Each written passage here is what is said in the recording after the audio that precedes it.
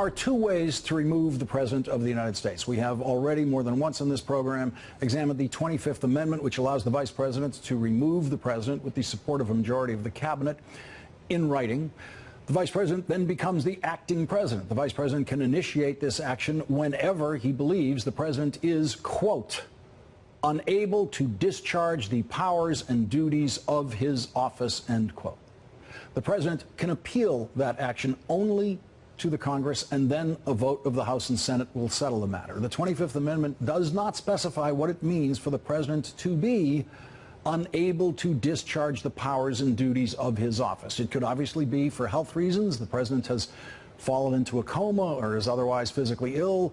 The 25th Amendment was actually used to make Dick Cheney the acting president for a matter of hours when George W. Bush got a colonoscopy. The 25th Amendment could obviously be used to remove a president whose mental health is in doubt. And as the world knows now, that is the current condition of the American presidency. The president's mental health is in doubt here and around the world for the most inexplicable statements any president has ever made. Mike Pence could invoke the 25th Amendment because the President of the United States is a pathological liar. The Vice President and majority of the Cabinet can remove the President for any reason. This could be that reason. Here you have a deranged president or a pathologically lying president lying about the operations of the American government and lying about the previous president of the United States. That's enough to invoke the 25th Amendment, but Mike Pence and the Cabinet are not there yet. That tweet is also enough to impeach the President of the United States. The last time a Republican Congress impeached a president, it was for lying under oath in a civil deposition unrelated to the governing of the United States. Perjury. President Clinton was disbarred as a lawyer for that perjury, but he was not convicted in the United States Senate and removed from office.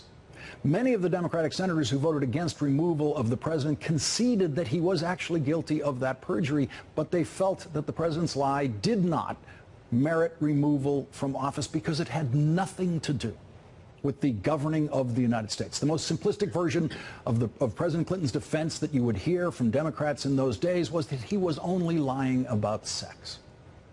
Look at what Donald Trump was lying about in that tweet. He was lying about the activities of the branch of the government that he now heads, the executive branch. He was lying about the former president of the United States. He was lying about the FBI. He was lying about the surveillance systems of the government that he now heads, and he was lying under oath. I, Donald John Trump, do solemnly swear. I, Donald John Trump, do solemnly swear. That I will faithfully execute. That I will faithfully execute. The office of President of the United States. The office of President of the United States. The President of the United States is under oath 24 hours a day. He was lying under that oath. Faithfully execute the office of the President of the United States. He was unfaithfully manipulating the office of the President of the United States. He was violating that oath. He was defying that oath. He was disgracing that oath. He was disgracing the office of the presidency, and he finds new ways to do that virtually every day. And in lying under that solemn oath, Donald Trump accused President Obama of committing a crime. The Founding Fathers put the impeachment process in the Constitution to deal with violators of that oath, people who do not faithfully execute the office of the president. The tweeting fool now living in the White House violated that oath with that tweet Saturday morning. That tweet fits the Republican definition of an impeachable offense more fully than what Bill Clinton was actually impeached for by a Republican Congress. Lying under oath.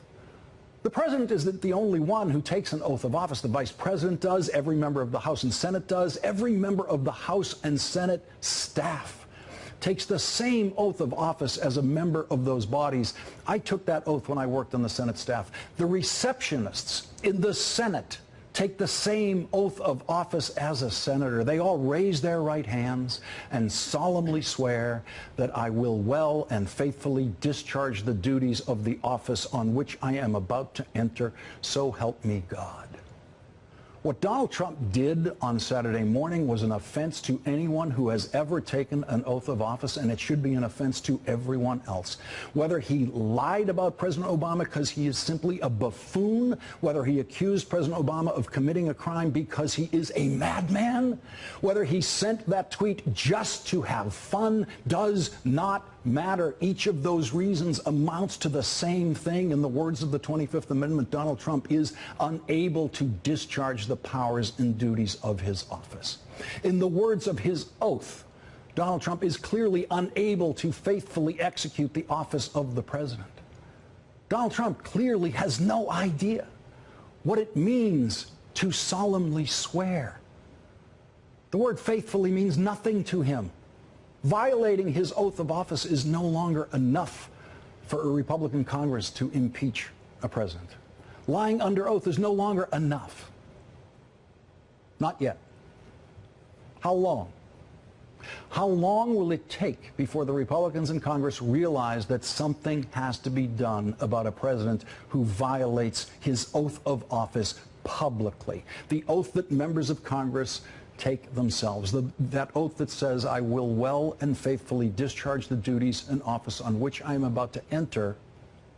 Those offices, those congressional offices, with that oath, have been entrusted by the Constitution with the impeachment process. How long will it take for them to well and faithfully discharge that duty?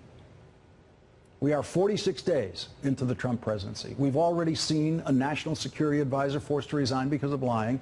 We now have an attorney general caught in an apparent lie in his Senate confirmation hearing by Senator Al Franken, who will be joining us in a moment.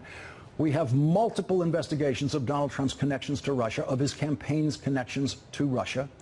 We have never discussed the 25th Amendment or impeachment in the first 46 days of a presidency. That's where we are now, 46 days. The Republicans are as baffled by what they're seeing as the rest of the world is. They are just pretending to be keeping calm and carrying on. We don't know how long the Republicans in Congress can continue to defend the indefensible, and they don't know how long they can keep doing that either.